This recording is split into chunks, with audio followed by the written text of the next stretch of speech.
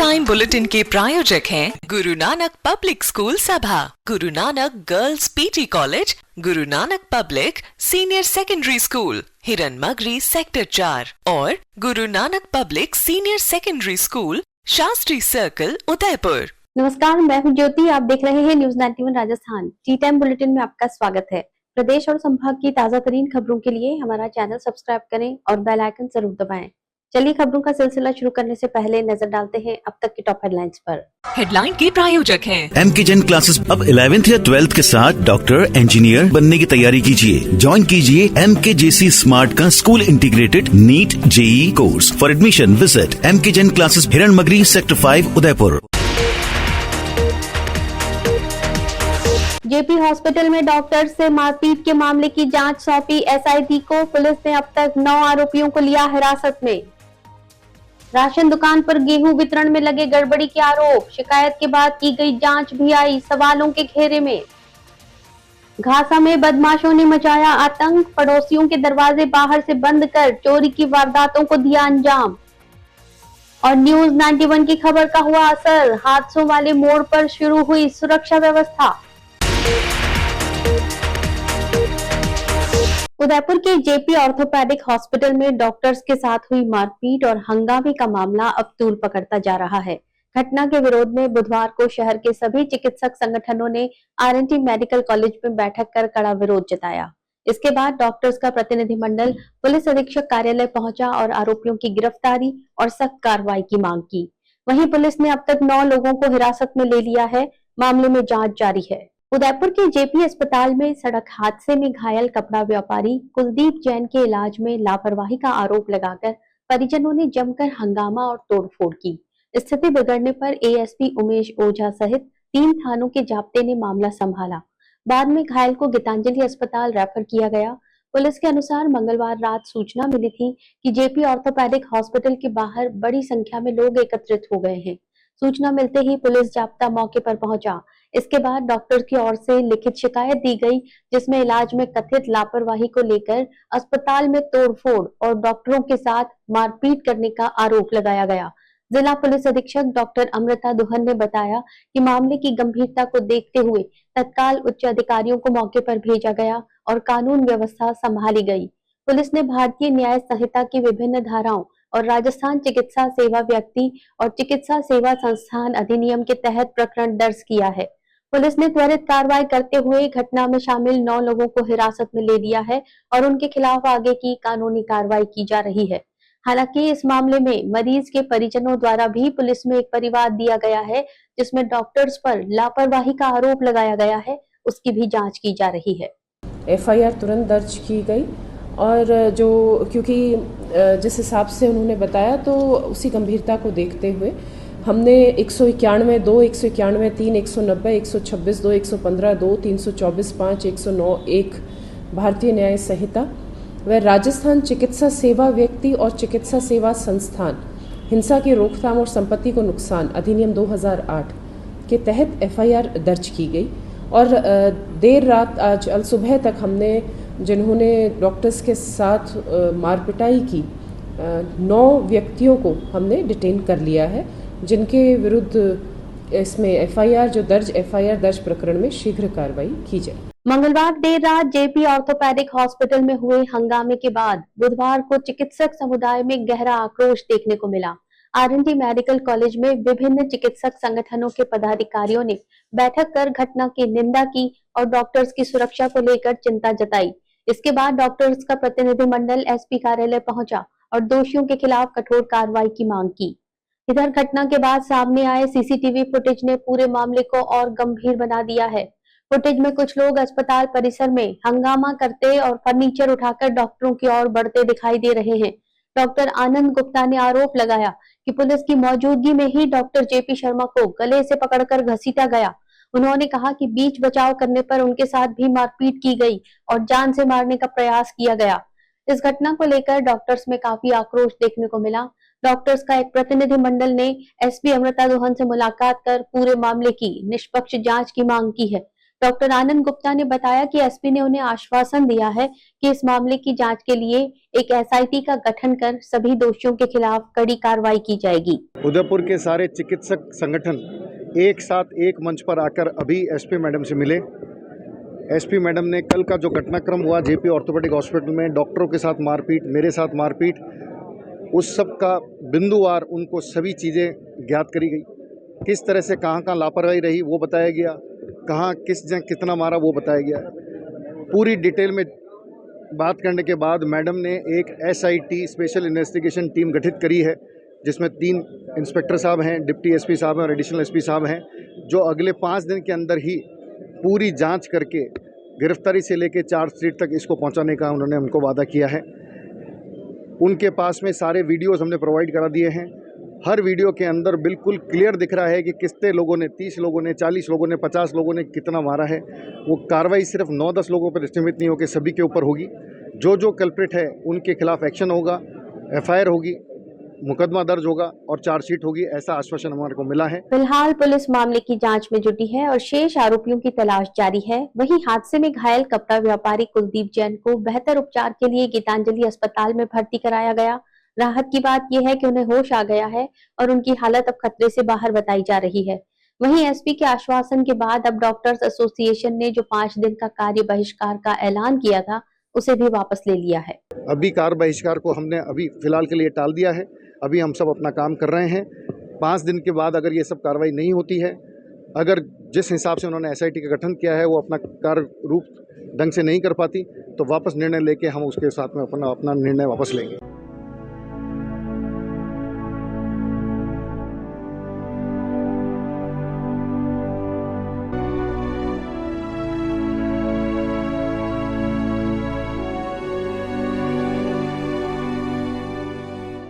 उदयपुर जिले के कानोड़ कस्बे में उचित मूल्य दुकान पर सरकारी गेहूं वितरण को लेकर गंभीर शिकायत सामने आई है। आरोप है कि उपभोक्ताओं को निर्धारित गेहूं देने की बजाय नगद राशि देकर रवाना किया जा रहा था। शिकायत मिलने के बाद जिला रसद विभाग की टीम जांच के लिए मौके पर पहुंची, लेकिन अब जांच प्रक्रिया पर भी सवाल खड़े हो गए हैं। शिकायतकर्ता का आरोप है कि उसके बयान दर्ज किए गए, लेकिन पूरे मामले को दबाने और डीलर को बचाने की कोशिश की जा रही है। उदयपुर जिले के कानोड़ कस्बे स्थित उचित मूल्य दुकान कानोड़ बी एक बार फिर विवादों में आ गई है। इस बार मामला सरकारी गेहूं के वितरण में कथित अनियमितताओं से जुड़ा है, जहां उपभोक्ताओं को राशन सामग्री देने की बजाय नकद राशि देकर भेजे जाने के आरोप लगे हैं।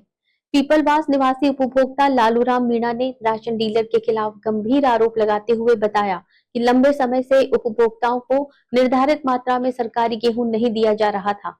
उनका कहना है कि जब वे अपनी पात्रता के अनुसार गेहूं लेने दुकान पर पहुंचे तो डीलर ने उन्हें गेहूं देने की बजाय अपनी ओर से कुछ नकद राशि दे दी और वहीं से रवाना कर दिया। लालूराम मीणा का आरोप है कि जब उन्होंने बाजार मूल्य के अनुसार पूरी राशि या फिर अपने हिस्से का पूरा गेहूं देने की मांग की तो डीलर ने टाल मटोल शुरू कर दी। इसके बाद उन्होंने मामले की शिकायत संबंधित विभाग को दी। शिकायत मिलने पर जिला रसद विभाग उदयपुर से खाद्य निरीक्षक विशेष मीणा मंगलवार को कानोड़ पहुंचे। उन्होंने उचित मूल्य दुकान पर पहुंचकर मामले की जांच की और शिकायतकर्ता के बयान भी दर्ज किए। हालांकि जांच के बाद शिकायतकर्ता ने पूरी प्रक्रिया पर ही सवाल खड़े कर दिए। लालूराम मीणा का कहना है कि उनके बयान तो दर्ज किए गए, लेकिन उन्हें ये नहीं बताया गया कि बयान में क्या लिखा गया है। उनका आरोप है कि बयान पढ़कर नहीं सुनाए गए, न ही उनसे हस्ताक्षर करवाए गए। शिकायतकर्ता ने आशंका जताई कि मामले को ठंडे बस्ते में डालने और संबंधित डीलर को बचाने का प्रयास किया जा रहा है। इस घटनाक्रम के बाद स्थानीय ग्रामीणों और उपभोक्ताओं में भी नाराजगी देखी जा रही है। लोगों का कहना है कि गरीब और जरूरतमंद परिवारों के लिए सरकार द्वारा भेजे जाने वाले राशन में किसी भी तरह की अनियमितता स्वीकार नहीं की जाएगी। अब सभी की नजरें रसद विभाग की आगामी कार्रवाई पर टिकी हैं कि जांच निष्पक्ष रूप से पूरी होगी या मामला केवल कागजी कार्रवाई तक सीमित रह जाएगा। रसद विभाग में कब शिकायत की थी आपने? 22 तारीख से। अभी तक तो कुछ कार्रवाई नहीं, कुछ नहीं लिया। पहुँचा जरूर था, वो लिखित में लेके गए। क्या लिखित में लिया गया है? आपने ऐसा कोई देखा क्या? हाँ, एक हेडलाइन पड़ी है। क्या लिखा था? उपभोक्ता को राशन की आवश्यकता नहीं। अच्छा, आपको राशन की आवश्यकता नहीं थी क्या? नहीं, ये आवश्यकता नहीं। अच्छा, आपके दस्तावेज या आपके कोई हस्ताक्षर मौका पर्चा पे करवाए गए? कुछ नहीं। अच्छा, आप क्या चाहते हैं? आप राशन का अच्छा। Rasik Lal M. Dhariwal Public School, an English medium co-education school, homely environment, individual attention, student-friendly library, air-conditioned pre-primary classrooms, digital classrooms, huge space for indoor and outdoor games. Jain Society grants 50% scholarship for Jain students. CCTV surveillance by management. Affordable and safe conveyance facility available. Rasik Lal M. Dhariwal Public School, Chitrakoot नगर, भुवाना, उदयपुर। राजस्थान में एक बार फिर मौसम करवट लेने जा रहा है। बुधवार से सक्रिय हो रहे नए वेस्टर्न डिस्टर्बेंस के प्रभाव से कई जिलों में आंधी, बारिश और ओलावृष्टि की संभावना जताई गई है। मौसम विभाग ने 5 जिलों के लिए ऑरेंज और 5 जिलों के लिए येलो अलर्ट जारी किया है। इस दौरान तेज हवाएं चलने की भी चेतावनी दी गई है।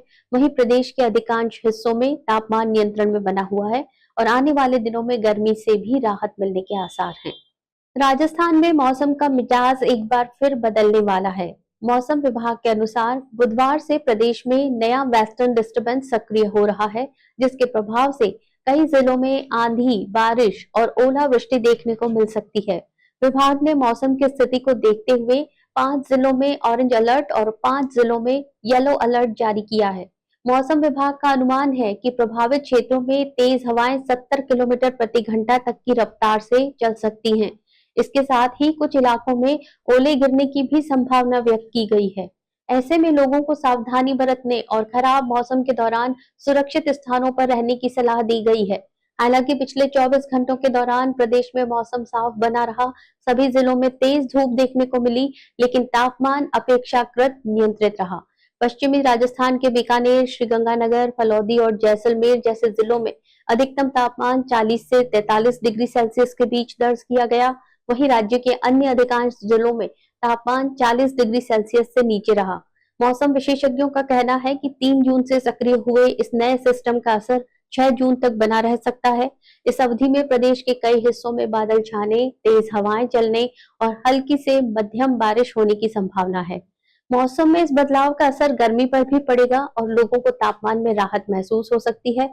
फिलहाल मौसम विभाग लगातार स्थिति पर नजर बनाए हुए है, समय समय पर अपडेट जारी कर रहा है। उदयपुर जिले के घासा थाना क्षेत्र में चोरों और बदमाशों ने एक ही रात में 2 बड़ी वारदातों को अंजाम देकर ग्रामीणों में दहशत फैला दी। विठोली गांव में घर में सो रही महिला के कान से सोने के झुमके खींच लिए गए, जबकि चारभुजा मंदिर का ताला तोड़कर चांदी का छत्र चोरी कर लिया गया। हैरानी की बात ये रही कि बदमाशों ने वारदात से पहले आसपास के घरों के दरवाजे बाहर से बंद कर दिए थे। पुलिस अब मामले की जांच में जुटी है। उदयपुर जिले के घासा थाना क्षेत्र में बदमाशों ने देर रात ऐसी वारदात को अंजाम दिया जिसने इलाके की सुरक्षा व्यवस्था पर सवाल खड़े कर दिए हैं।